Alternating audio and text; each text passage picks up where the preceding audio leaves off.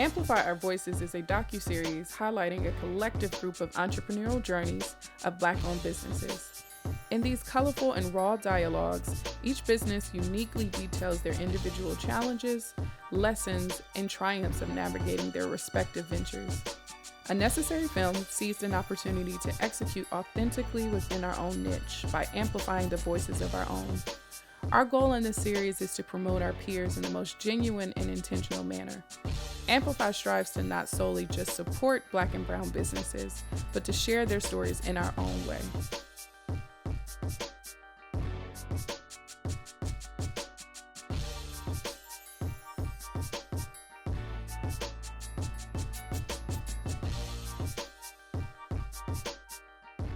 As the COVID-19 pandemic surged throughout the world, small business growth surged throughout the U.S., predominantly within Black communities. Plant-based cafe Aunts and Uncles embraced the unknown. Not only did they take on the challenge of launching a business in this new normal, but channeled their love for their New York community in every aspect of its fabric. The origins of Aunts and Uncles. Aunts and Uncles is like a space that's been in our mind creatively for a very long time. Like probably a few years into us meeting, just kind of having a space that kind of represented us and where we can kind of vibe. And we were always looking for those spaces together. Like, we want to get up and work outside of the house and, we'll go to Williamsburg or, the city, and then we'll find spaces, but those spaces didn't have a feeling that, we could really connect to. So. Yeah. So in the spirit of also like our entrepreneurship and ideas that we've done in the past and work that like experience that we've had, that the actual thought and idea evolved a few times over to the place where it is now. Having, retail background and hospitality background, design, and we have a lot, nightlife and all that stuff, bringing all those elements into the space. We were able to make it what it is right now. So it started off as just like an idea to have a day cafe, and then it's like, well, we make good food. Let's not be afraid to bring our food into the fold. And we design clothes, bring the clothes on in. We love books. She's about to write a book right now. Let's start that. Let's get that going. So everything is just a nice, mixed pot of love. Yeah. Because the space is a lot of things. It's a cafe, it's a bar, you have retail, but the food has stood out so much. Space is kind of a combination of both of our interests and like an extension of our home. So we've always, loved entertaining. We come from huge families. So we grew up with our parents having parties at the house and just christenings, and, that's just a vibe in the Caribbean family, especially when it's huge. Mm-hmm. Mike's mom is like one of how many? 12, and my mother is one of 13, which gives us like lots of aunts and uncles. So, yeah. So, that's where like a lot of the name came from, because like your aunt and your uncle, like your cool parents, right? So they're the ones you can confide in. And we have a lot of aunts and a lot of uncles, and it's just paying homage to the family, family, aesthetic, and strength and values that we, grew up with for the most part. I just feel like there's been a lot of proud moments. Yeah, they happen every day, all week. In all different ways and all different forms.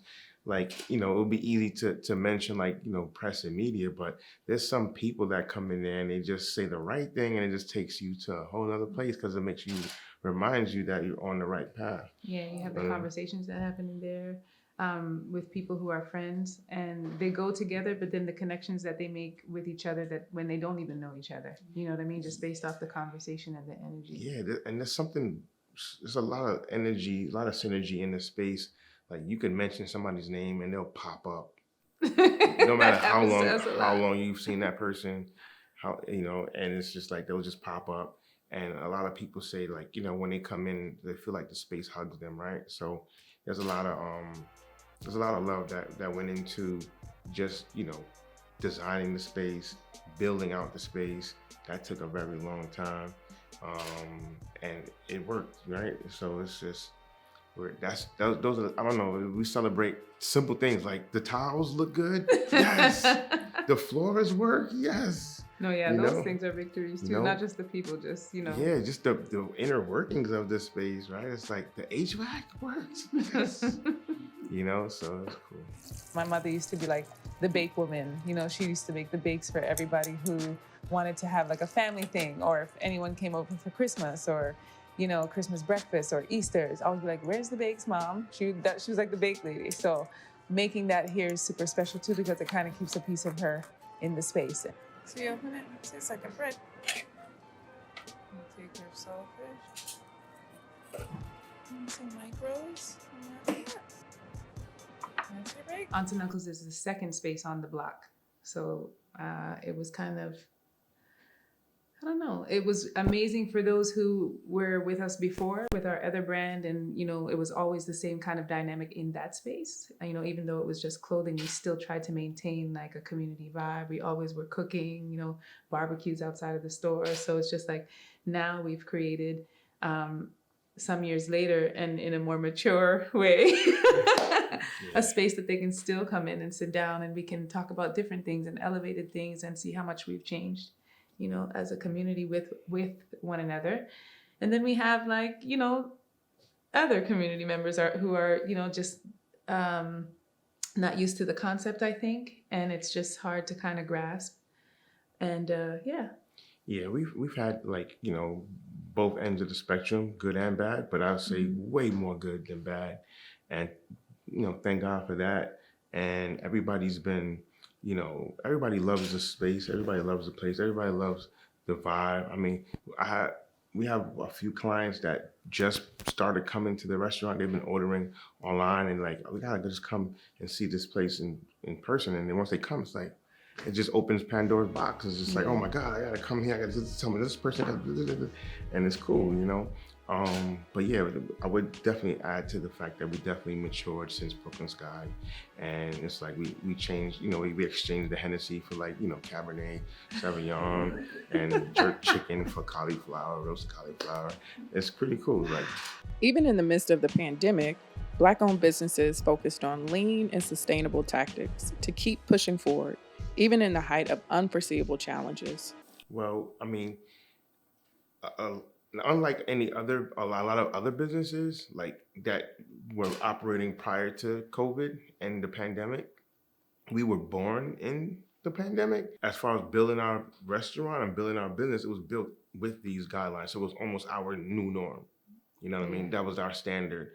So only thing that was kind of hard was like the openings and closings and the restrictions. Dining in and things like that, because we were a new space and we put so much into the space for people to be inside of it, and kind of catch the vibe and really understand what we were trying to say in the space, but the Uber drivers were able to love it. Yeah. Coming in, oh God, this is amazing.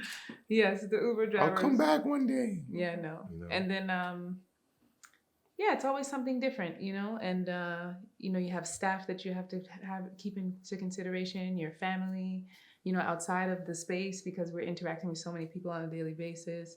So, there's that. So you always have to be, thinking for way more people than you thought you would need to, and still try to pay the bills. That's right. So if there were any lessons, I would just say to just try to be as lean as possible when building your structure and building your business. We still bootstrap, right? We still hands-on. We worked the whole double shift yesterday. And then, our son Ethan, he was there, he was running around. So it's like we make it work however which way, So, I mean, we could employ, like for the work that we can do, that's like another 3-4 people easily. We could do that, but no, we get busy. So try to be as lean as possible and just smart with, your finances and smart with your resources that you have, maximizing the resources. And that's really it. I mean, we could go on, but that's like the and key then one. The real life tip, I guess I would say just anything you could imagine. You know what I mean? Anything you can imagine, as long as you push through, it'll come to life. It's not always the way you dream it. It shifts and it shapes all the time, but it'll come. Definitely. You just gotta definitely push with that one. Live from the New York Stock Exchange, it's November 26, 2021. please welcome executives and guests of American Express in celebration of the 12th annual Small Business Saturday. To honor the occasion, they'll ring the opening bell.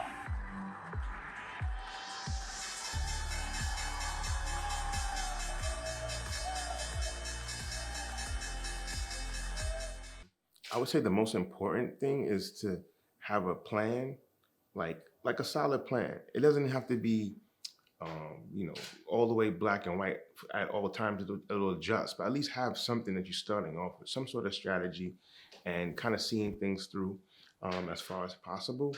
And then second would be like for us, I would say, is to secure the financing before you get too involved and too in depth into the project. Because it's like once you start, you don't want to stop. And you don't want to stop because you don't have any money. So you want to kind of get your ducks in line before you go and get all excited, because it's easily, it could drain you. It'll just try to mess up your momentum and your morale. And the plan's gonna change. It's not gonna, so you have to kind of be prepared for making up for those things as well. Yeah, for sure. Yeah. So, in football, you got to call the audibles, right? So there's going to be a lot of audible calling. But it's good because at least you're playing the game, right? At least you're on the field and you just want to score and get the chip. So it's going to change, and that's fine. You just know how to adjust with the changes, and that's cool. Black businesses are not just entities, but families, created out of an extension of love and ambition. No, for me, it's always been fun. When I met Mike, he had already had Brooklyn Sky, the space, and I don't know, I just loving creativity myself in my own ways, and then meeting him and him being creative, we had always, that opportunity to kind of combine things, so if it would be like a new shirt release and then we needed an event behind that, like what would that event look like? How could we do it? And, make it a thing, because those times we were building the brand and, and trying to expand. So it's just, I don't know, it's fun. It's a wonderful thing to not really have that much beef with your with your partner. Meaning, we've definitely had to learn and grow, and sure, kind of understand when to fall back on each other's behalf and still support each other's dreams, because we're individuals as well, For me, I would say it's been a good ride so far. I'm like, I don't want to get out of this amusement park. So it's been cool. Because I think the most important part is that we're friends first. So, and just being true to that friendship and building on it in a healthy manner, whatever you bring to the table is gonna work, in a sense. So it's like, whether it's business or whatever, whatever we choose to do, and we just chose to do this together. She has individual ideas that I support. I have individual ideas that she supports. We brainstorm and come up with ideas together, and that's like a fun process, you know what I mean? And then bringing it to life is even more fun. Sometimes stressful, but more fun. But we always learning from these ideas and always learning from each other, and we've learned about each other more than ever, especially doing business together. We were together for a year before we got married, and we've been married for 11 years. So we know each other more as husband and wife than we know each other anything else. So that's pretty cool, So she knows how to piss me off. I know how to calm her down. It works. Oh, so you don't piss me off. Okay.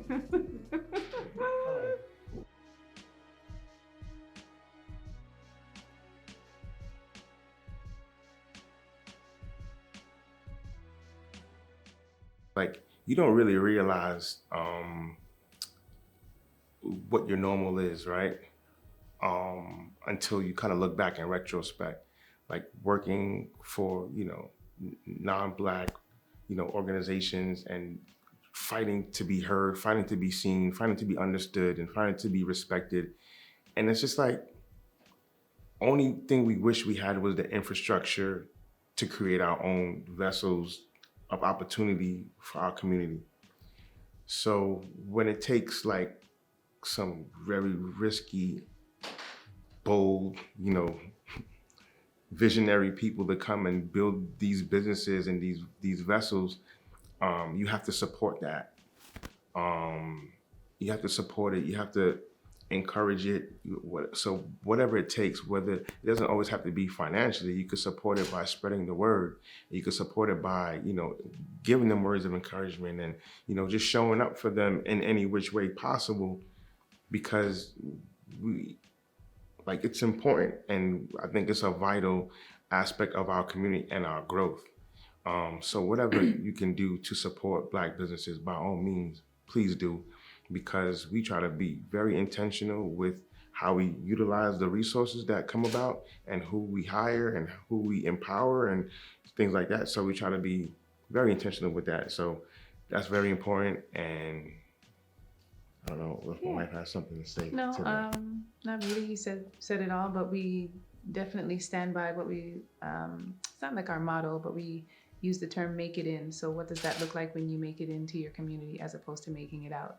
And not saying that there's nothing wrong with, wanting to grow and expand and do anything you want to do all over, anywhere in the world, but just intentionally putting time and love into your community, the things that can come from that, right? So, we just try to intentionally make it in every day, with everyone around us. So we should just suggest to others to kind of pay attention to where you are, where you lay your head, who those people are, who your neighbors are, how you can connect.